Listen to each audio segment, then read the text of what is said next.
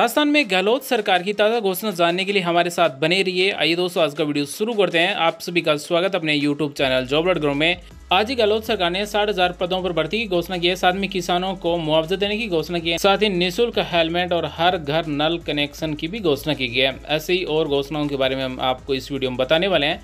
शिक्षा विभाग में 60,000 पदों पर होगी बेरोजगारों को मिलेगा रोजगार। जी साथियों, शिक्षा विभाग में 60,000 पदों पर भर्ती होगी। शिक्षा राज्य मंत्री ने कहा है कि शिक्षा विभाग में 60,000 लोगों को आगामी दिनों में रोजगार देने के लिए भर्तियां की जाएगी, जिसमें 31,000 तृतीय श्रेणी शिक्षकों की रिट के माध्यम से, वहीं 10,000 कंप्यूटर अनुदेशकों को, साथ में 19,000 अन्य संवर्ग के पदों पर भर्ती होंगे।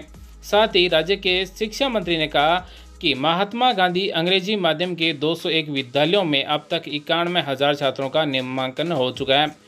तो राज्य के शिक्षा मंत्री ने घोषणा की है कि आगामी दिनों में 60,000 पदों पर भर्ती होगी और ये 60,000 पद हैं, ये केवल शिक्षा विभाग में भरे जाएंगे। इसी के साथ राज्य सरकार ने किसानों को मुआवजा देने की भी घोषणा की गई। अतिवृष्टि से हुए फसल खराबे का प्रभावित किसानों को मुआवजा दिलाने की कार्रवाई करने के निर्देश दे दिए हैं। वहीं राज्य के कृषि विभाग के प्रारंभिक सर्वे के अनुसार राज्य में 3,69,000 हेक्टेयर में फसल प्रभावित हुई है।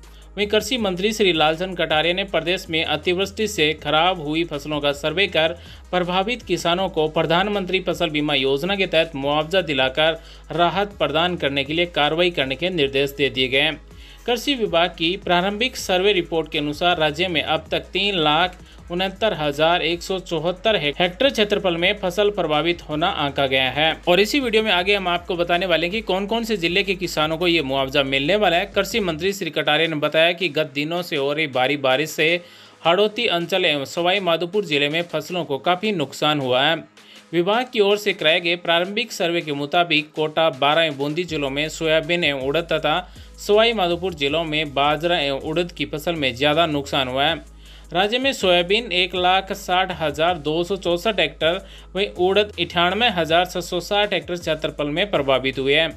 साथ ही उन्होंने बताया कि सर्वे रिपोर्ट के अनुसार कोटा जिले में 1,03,275 हेक्टेयर, वहीं बूंदी में 99,026 हेक्टेयर, बारां में 76,199 हेक्टेयर क्षेत्रफल में विभिन्न फसलों को क्षति हुई है। इसी प्रकार सवाई माधोपुर जिले में 23,060 हेक्टेयर में बाजरा एवं 18,047 हेक्टेयर में उड़द सहित 61,387 हेक्टेयर क्षेत्र में फसलों को नुकसान हुआ है। तो इस साल वर्ष 2021 में अतिवृष्टि के कारण जो फसलें खराब हुई है, सरकार उनको प्रधानमंत्री फसल बीमा योजना के अंतर्गत मुआवजा दिलाएगी। साथ ही राज्य के कृषि मंत्री श्री कटारिया ने बताया कि जयपुर, सीकर, नागौर, करौली, झालावाड़, अलवर, टोंक एवं भरतपुर जिलों में भी कहीं कहीं ज़्यादा बारिश होने से फसलों को नुकसान हुआ है।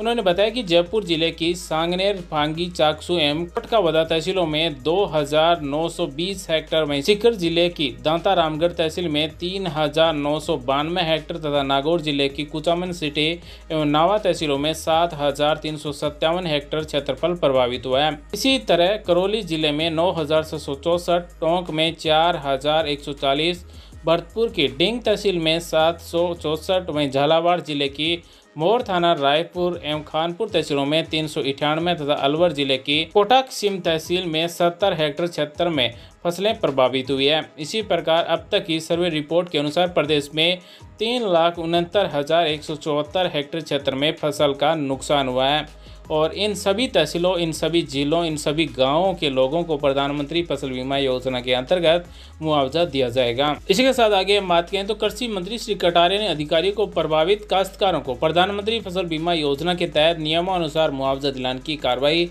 प्रारंभ करने के निर्देश दिए हैं ताकि किसानों को राहत दी जा सके। उन्होंने कहा कि कोई भी पात्र काश्तकार फसल बीमा मुआवजे से वंचित नहीं रहना चाहिए, यानी कि जिन किसानों की फसल खराब हुई है अतिवृष्टि से, उन सभी को प्रधानमंत्री फसल बीमा योजना के अंतर्गत मुआवजा दिया जाएगा। अगली बड़ी घोषणा उन सभी के लिए है जो दुपहिया वाहन खरीदना चाहते हैं। जैसा जो प्रदेश में दुपहिया वाहन खरीदने वालों को भारतीय मानक ब्यूरो द्वारा स्थापित मानकों का हेलमेट भी निःशुल्क मिलेगा। बाइक के साथ में आपको फ्री में हेलमेट मिलेगा।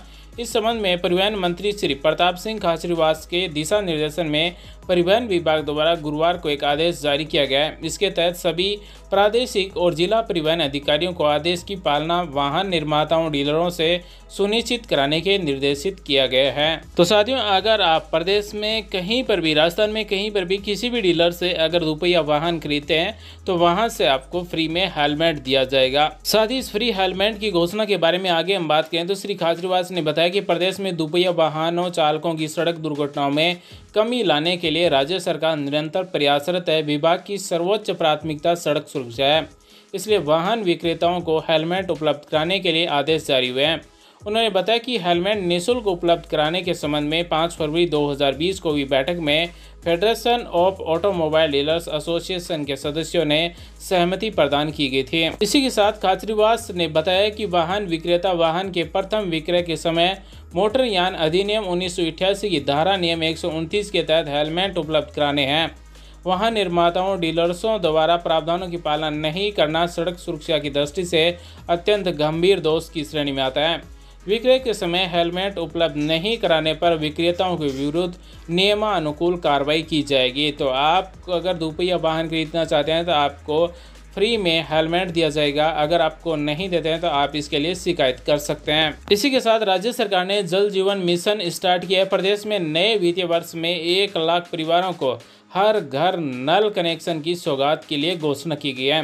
राज्य में 618 गांवों और 63 ग्राम पंचायतों में सभी घरों को हर घर नल कनेक्शन योजना के अंतर्गत नल दिए जाएंगे। साथ में 444 गांवों में 90% से अधिक घरों का कवरेज पूरा किया जाएगा।